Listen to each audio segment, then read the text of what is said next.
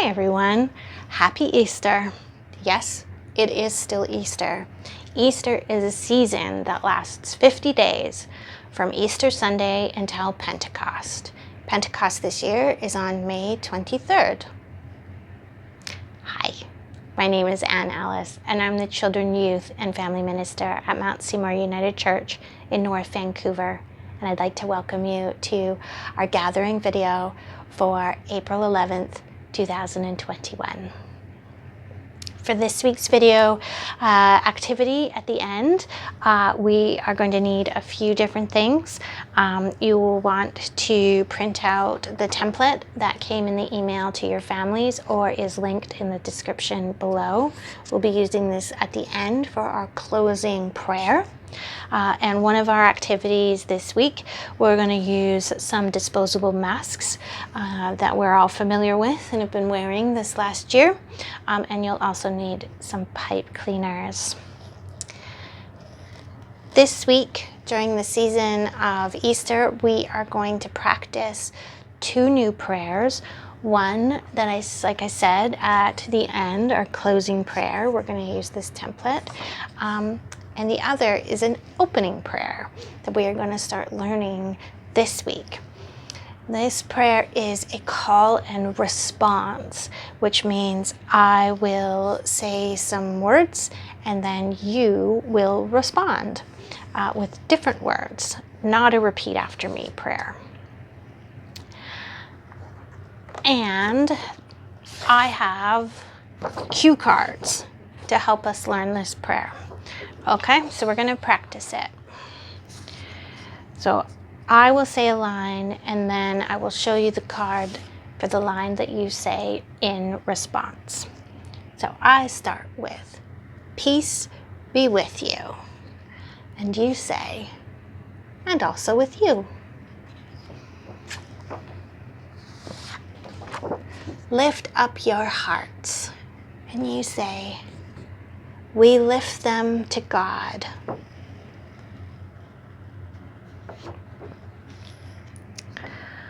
Let us give thanks to God. And you say, it is good to give God thanks and praise. Let's do that one more time. Peace be with you, and also with you. Lift up your hearts. We lift them to God. Let us give thanks to God. It is good to give God thanks and praise. Amen. We're going to practice that for the next few weeks. Today, as we light our candle, I want to remind everyone that we are all welcome here. We are all welcome, no matter how old or how young we may be, no matter our marital status, our financial status,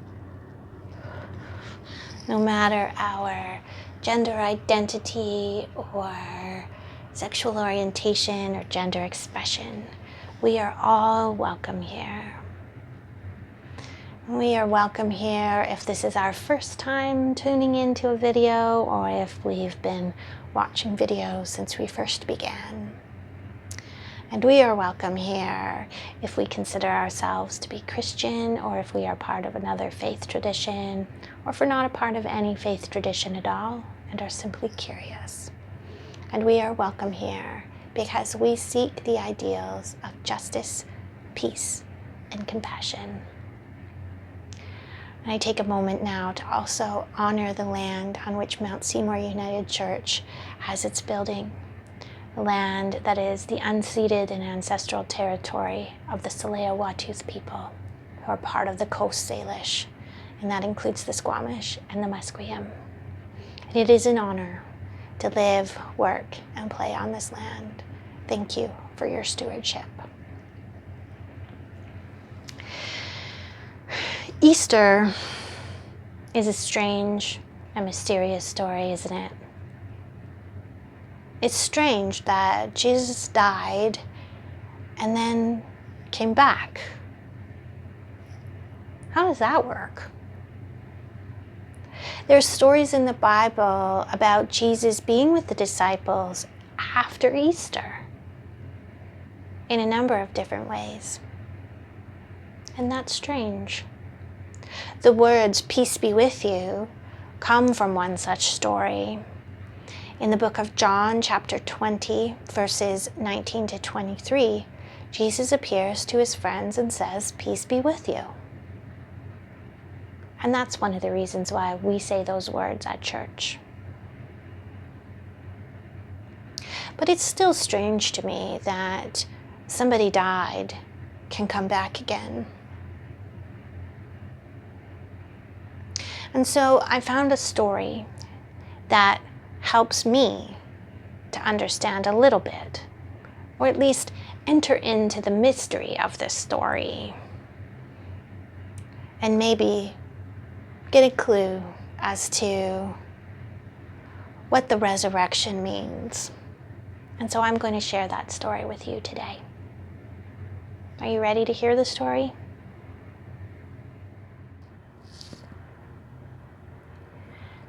This is a story about the mystery of Easter. A mystery can be hard to understand.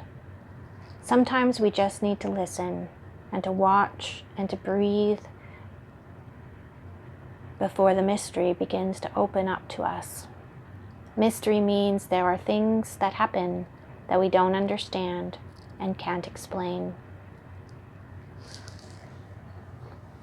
What do we have here that might help us enter into the mystery of Easter? What are these things? What could they be? Perhaps they are a puzzle. A puzzle is a kind of mystery. Sometimes it's difficult to come close to a mystery. We need to wonder about many things. During this time of year, when spring is bringing new life, there are many things to wonder about. We wonder how the earth knows when to leave winter and to bring in spring. We wonder how light can come from the darkness. What power is great enough to tell the earth when to leave the darkness of winter and change into spring? How does a baby bird know when it is time to break free from its egg? How does a tree with dark, empty branches start to grow leaves? How does grass, brown and withered, know to start growing green again?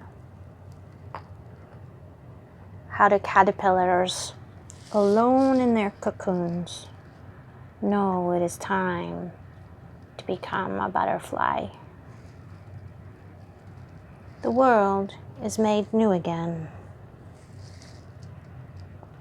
And I wonder if we could use these pieces to make a symbol of Easter.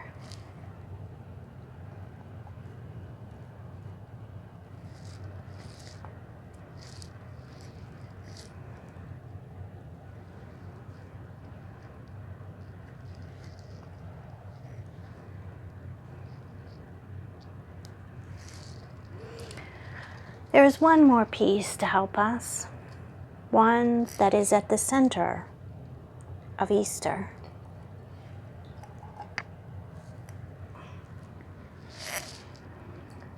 The baby who was born at Christmas grew to be a man named Jesus, who said such wonderful things and did such amazing things that people followed him and wanted to know who he was. He taught about love and forgiveness, and he showed God's love for all the people in the way that he lived. There are many symbols that crowd around Easter, but at the center of Easter is the symbol of the cross. When Jesus died on the cross, the people were sad. His body was taken and placed in a tomb, and a heavy stone was rolled over the doorway. Then a mysterious thing happened. People found that Jesus was still with them in a wondrous and new way. When we come close to the mystery of Easter, there is a living Jesus and a light for the world. He shows us the power of God's love to transform death into life, darkness into light, sadness into joy, hurt to forgiveness, hatred to love, and winter into spring. God's love is for everyone. Jesus showed us the power of his love, and his words and his work are still with us today. Spring returns each year and brings back light and love and life. God is always with us.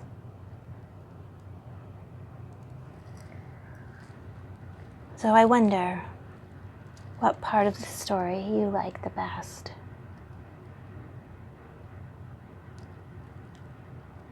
And I wonder where you are in the story.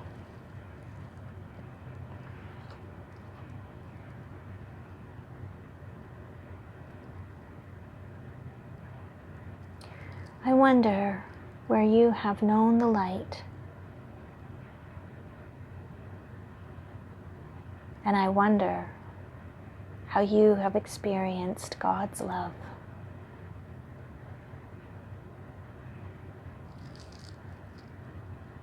And I wonder what you wonder about this story.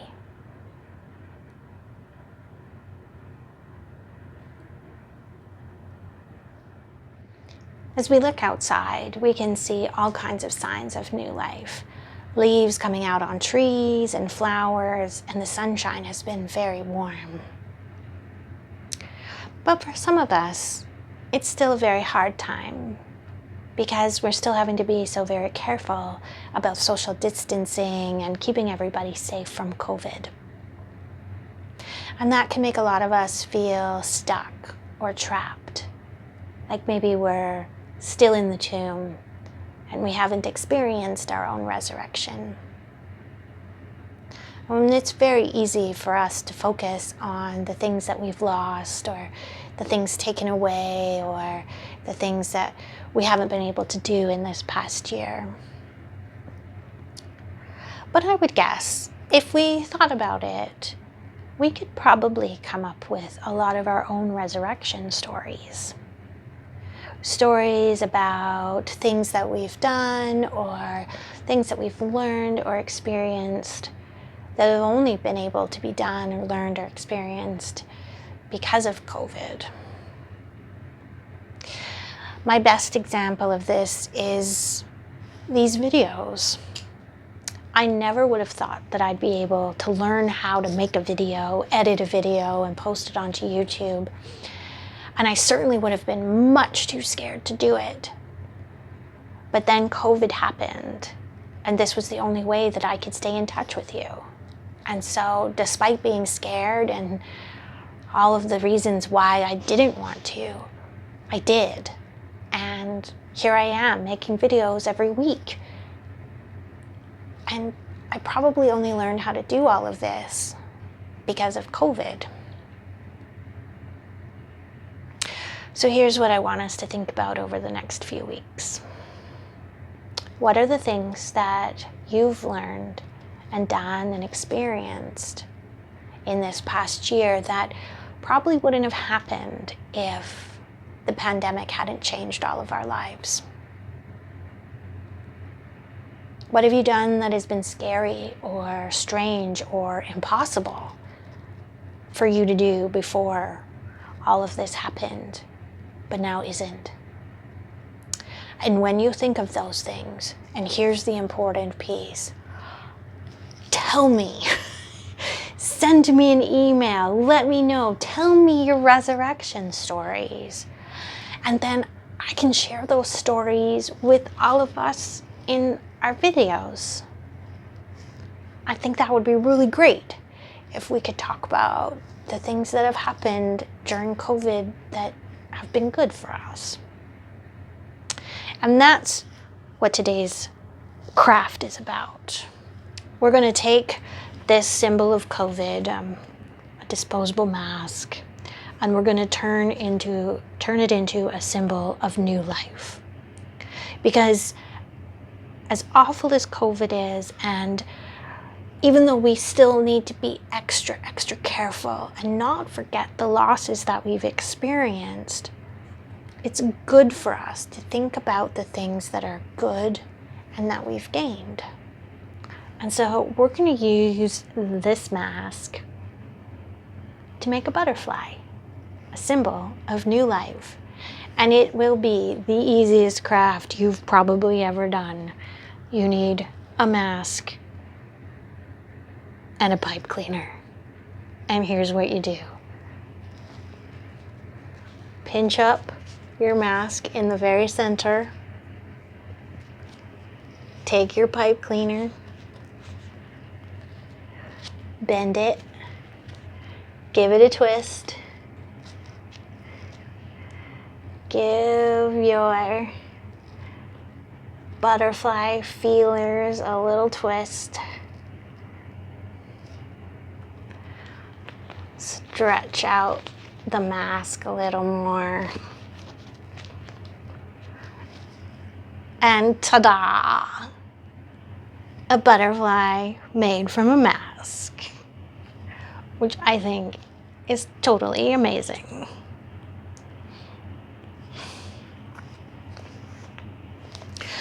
We're going to put that here on our table with our other butterflies as a symbol of new life. So let me know what your resurrection stories are, your new life stories, and we'll share them in upcoming videos. So I've got another activity for you to do after this video is over. A member of our community has started a Facebook page called North Shore Rock Hunt. And the idea is you paint some pretty rocks, maybe you put a nice message on them or just paint a pretty picture. And then you take the rock outside and put it somewhere that people will find it, on a trail or at a park or someplace like that. And then you can post a hint of where your rock is hidden on the Facebook page, or a photograph of your rock, or other rocks that you find. You can put pictures up there. When people find your rock, they'll post a picture, that kind of thing. And it's a way for all of us to be together in community, but still stay safe and practice social distancing. So I painted two rocks, this one and this one, and I'm going to go and hide them somewhere near the church, and I will post a picture of where they might be, and then you can go and find them, and then you can post a picture on the Facebook page of where you find the rock. Sound good? Awesome.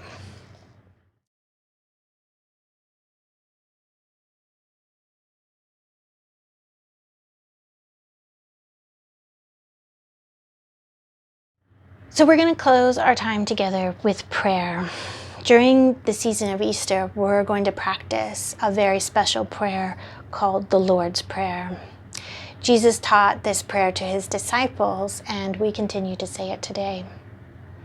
When we practiced our Psalm 23 prayer, we had this little booklet we talked about how the language of prayers is important, and that for some people they want to use different names for God than what's written in a prayer. And people especially like to use names for God that don't have a gender.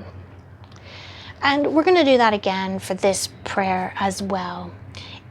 Jesus uses the name Father, and that's because for him that was the name that worked best. But if a different name works better for you, Mother, just God, Creator, go right ahead and use that name. I learned this prayer when I was very, very little. And so for me, changing the name Father in this prayer is a little tricky. I'm just so used to using the word Father. So that's what I'm going to say when I say this prayer. But you can use whatever word you want to use. So just like the Psalm 23 booklet, this template folds into a little booklet. It's very easy. You fold it in half like this.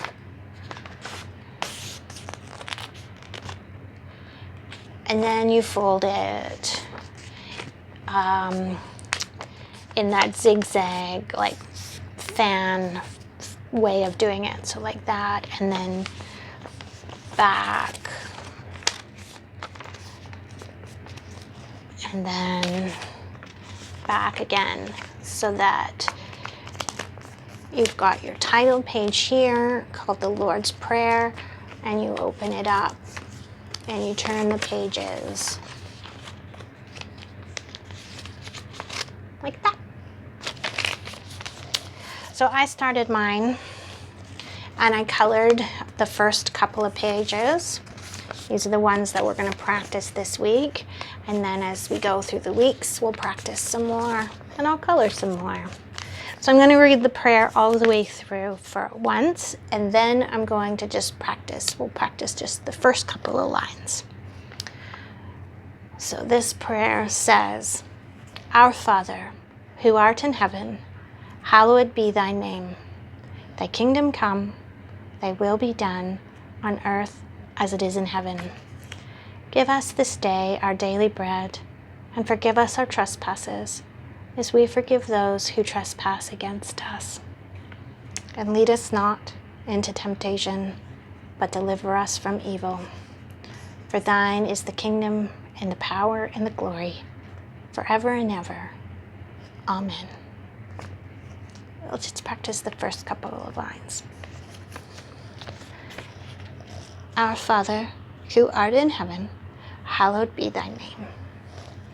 Thy kingdom come, thy will be done, on earth as it is in heaven. You can keep this little booklet with you and practice this prayer throughout the coming weeks so that you can learn it. And we'll practice it some more next week as well. Thank you so much for being with me this week, and I look forward to seeing you next week for our next video, and happy Easter. Bye.